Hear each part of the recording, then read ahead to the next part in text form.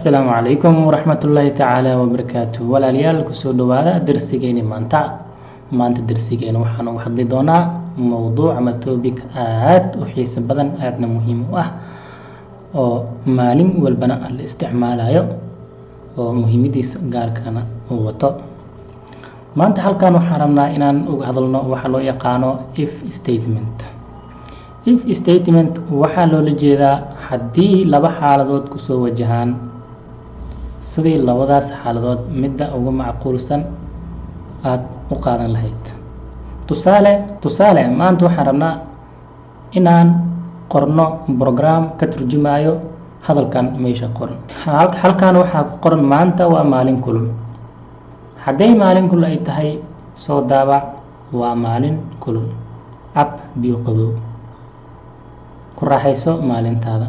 Haddaysan ahayn maalin kulul soo daabac waa maalin qabow. Xiro jaakad. Ku raaxayso maalintaada. Haddii labada midna ahayn waxaad soo daabacaysaa waa maalin qurxoon. Ku raaxayso maalintaada. Marka if statement sida tan ayaa loo isticmaalayaa. Haddii maanta ay tahay maalin kulul waxaad soo daabacaysaa waa sax, xaaladdu waa true waaye, waa sax waaye. Soo daabac waa maalin kulul soo daabac biyo qabow cab maalintaadana ku raaxayso. Haddii kale soo daabac waa maalin qabow xiro jaakad ku raaxayso maalintaada. Haddii labada midnaba ahayna soo daabac waa maalin qurxoon ku raaxayso maalintaada. Marka maanta waxaan rabnaa program ka turjumayo qoraalkan meesha ku qoran inaan qorno. Marka sidaad ogtihiinba markii darsigeena aan soo bilaaweynay laba program, mid PyCharm ah iyo mid kale. PyCharm marka maanta waxaan rabnaa inaan isticmaalno halkan PyCharm inaan isticmaalno ayaan rabnaa. PyCharm waa kan programkan waaye. Marka ugu horeyso aad furayso wuxuu kuu soo bandhigayaa new project ayuu kuu soo bandhigayaa. New project jagsi magac u bixi, magaca aad rabto programka aad qori rabto magaciisa u bixi, then halkan ayuu keenayaa. Marka halkan meeshan aad ujeedin ayaad waxaa waaye halkan ayaad right click lehay, new ayaa meesha qoran. Marka new markuu qoro hoos aad soo degaysaa waxaad ka dooranaysaa Python file ayaad ka dooranaysaa. Marka barnaamijka aad rabto inaad qortid ayaa halkan waxaa waaye magac programka ay halkan ku qoraysaa. Hadda kan waxaa u baxsanaynaa if statement. Magaca aad rabtid ayaa yeelanaysaa waxaad leedahay okay. Marka halkan ayuu keenayaa. Marka programkii aan rabnaa inaan qorno marka waxaynu leenahay aan qorno programka waxaanu leenahay haddii kuleel ay tahay maanta waa kuleel waxay la mid tahay ayaanu leenahay true waaye sax waaye.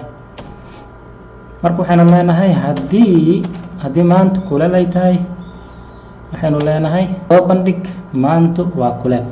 Waxaanu leenahay print waxaanu leenahay maanta waa maalin kuleel waa maalin kulul ayaanu leenahay. Maxaa kale soo daawacaynaa waxaanu leenahay marka print ku raaxayso maalintaada. Ku raaxayso maalintaada. Marka aan soo daawacno waxaanu leenahay halkan ayaan tagaynaa waxaanu leenahay run ayaanu leenahay. Waad ujeedaa marka maanta waa maalin kulul ku raaxayso maalintaada. Marka wax yar ayaan ku daraynaa oo waxaanu leenahay maanta waa maalin kulul. Waxaanu leenahay hadday maalin kulul tahay maxaa la sameeyaa inta badan waxaa la sameeyaa biyo badan la cabaa sax. Marka sidaas daraadeed waxaynu leenahay cab biyo qabow. Maanta waa maalin kulul cab biyo qabow. Marka waxaan leenahay print waxaynu leenahay cab biyo qabow. Marka waxaynu leenahay halkaan aan imaanaynaa marka run ayaanu leenahay. Marka wuxuu leeyahay maanta waa maalin kulul cab biyo qabow ku raaxayso maalintaada. Hal xaaladood bis ayaan ka sheekaynayaa oo ah maanta waa maalin kulul. Xaalad kale ayaa imaanaysa halkan oo la dhahayo else la dhahayo. Haddii maanta kuleel ay tahay soo daabac maanta waa kuleel cab biyo qabow ku raaxayso maalintaada. Haddaysan ahayn soo daabac maanta waa maalin qabow ayaan rabnaa inaan dhahno. Marka waxaanu leenahay marka halkan waxaan leenahay enter. Marka waxaanu leenahay maxay waxaan leenahay else function la dhahay ayaan isticmaalaynaa. Else waxaanu leenahay maxay else waxaanu leenahay soo bandhig maanta waa maalin else waxaanu leenahay soo bandhig. Marka kor halkan waxaan soo darsanaynaa ay tahay iyadana is call equal true. Markaan soo daawacno leenahay marka waa ujeedaa wuxuu leeyahay maanta waa maalin kulul, cab biyo qabow, ku raaxayso maalintaada. Marka maxaa sameynaynaa, waxaan leenahay maalin kulul waay, halka meesha ay tahay oo true ay tahay oo sax ay tahay ayaa waxaan qoraynaa maxaan false ayaan qoraynaa. waxaanu leenahay false. dan hadda soo daawac marka wuxuu leeyahay maanta waa maalin qabow, ku raaxayso maalintaada. sababtoo ah condition koowaad waxa waaye sax maaha, waa qalad. midka labaad ayaa sax ah. marka interpreterka wuxuu sameeyaa, wuxuu jeegareeyaa ama softwareka aan isticmaalayno condition koowaad ayuu jeegareeyaa. haddii condition koowaad ama xaaladda koowaad ay sax tahay, wuxuu soo bandhigayaa maanta waa maalin kulul, cad biyo qabow.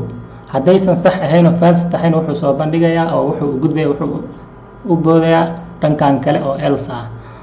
else ayuu fiirinayaa, else xaaladeeda waa true, waa sax sidii laga rabay. marka wuxuu soo bandhigayaa else ayuu soo bandhigayaa, wuxuu leeyahay maanta waa maalin qabow, ku raaxayso maalintaada, sida aad halkaan aad ujeedidba. marka maalinta qabow maxaa la sameeyaa, inta badan jaakada ayaa la xirtaa. waxaan ku daraynaa maanta waa maalin qabow, xiro jaakad. waxaanu leenahay iyadana brand, waxaanu leenahay waa ujeedaa maanta waa maalin qabow, xiro jaakad, ku raaxayso maalintaada. marka halkaan waxaan kaloo isticmaalaynaa waxa la dhahayo else if. maalinta hadday tahay maalin kuleel, hadday tahay maalinta maalin kuleel, waxaanu leenahay soo daawac waa maalin kuleel, ku raaxayso, soo daawac maalin kuleel, cad biyo qabow. halkaan waxaanu leenahay, waxaan isticmaalaynaa waxa la dhahayo else if. else if ayaan isticmaalan. waxaanu leenahay if l oo lagu soo gaabay else if ayaanu isticmaalaynaa. waxaanu leenahay is called ayaan leenahay. else if is called waa maalin qabow.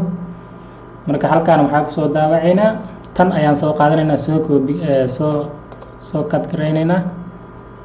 halkaan ayaan waxaan leenahay enter, halkaan ayaan waxaan ku leenahay best. else waxaanu leenahay hadda haddaan soo daawacno, marka waxaa leenahay run ayaanu leenahay. waa ujeedaa maanta waa maalin qabow, xiro jaakad, ku raaxayso maalintaada ayaa noo soo baxday. halkaan saa ujeedinba. ka waran haddaysan ahayn maalin qabowna, maalin kuleelna aysan ahayn, maalin qabowna ahayn, ka waran labadaba haddaysan ahayn. ka waran labadaba haddaysan ahayn, waxaan rabnaa inay noo soo daawado maanta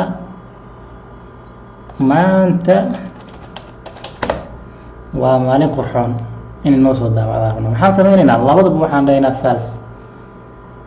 labadaba waxaan qoraynaa false. hadda haddaan soo daawacno, waxaan rabnaa inay noo soo baxdo maxay, maanta waa maalin qurxoon, ku raaxayso maalintaada ayaan rabnaa inay noo soo bandhigto. waxaynu sameynaynaa, waxaynu leenahay run. waa ka sax ujeeda maanta waa maalin qurxoon, ku raaxayso maanta. casharkan waxaan ku sharxaynay waxa loo yaqaano if statement. if statement oo loo isticmaalayo laba xaaladood iyo wax ka badan. marka waa casharkan ayaa waxaan ka dhiganaynay inta meesha qoran ayaa waxaan u bedelaynay code ama program u bedelaynay. maanta waa maalin kulul, hadday maalin kulul tahay soo daawac waa maalin kulul, cab biyo qabow, ku raaxayso maalintaada. haddii kale soo daawac waa maalin qabow, xiro jaakad, ku raaxayso maalintaada. haddii labada midna ahayn, soo daawac waa maalin qurxoon, ku raaxayso maalintaada. marka waa kasaa programkii waan dhameynay, ama casharka meeshan aan kusoo gudbiyo inaad ku celcelisaan oo xoogaa practica ku samaysan. practicada aaday faa'iido leedahay. hadda programmadeena aaday u fududiyiin, laakiin maalinta ka dambeyso waxaa laga yaabaa inay xoogaa sii adkaadaan. marka ma adko, waa programming language ka mid ugu fudud waaye Python programming language. marka cid walba ama qof walba hataa caruurta baran karto. marka insha Allah tacaala teeda kale waxa haddaad ku cusub tahay channelkeena, subscribe, isar, like. insha Allah tacaala wixii fikirkiina waxaad igu soo gudbin kartiin, commentiga ayaad igu soo gudbin kartiin haddii Allah subhanahu wa ta'ala karaal noqdo. marka casharkeena cashar la mid ah intaan kulmi doono waxaan idinkaga tagayaa. assalaamu calaykum waraxmatullaahi tacaala wabarakaatu.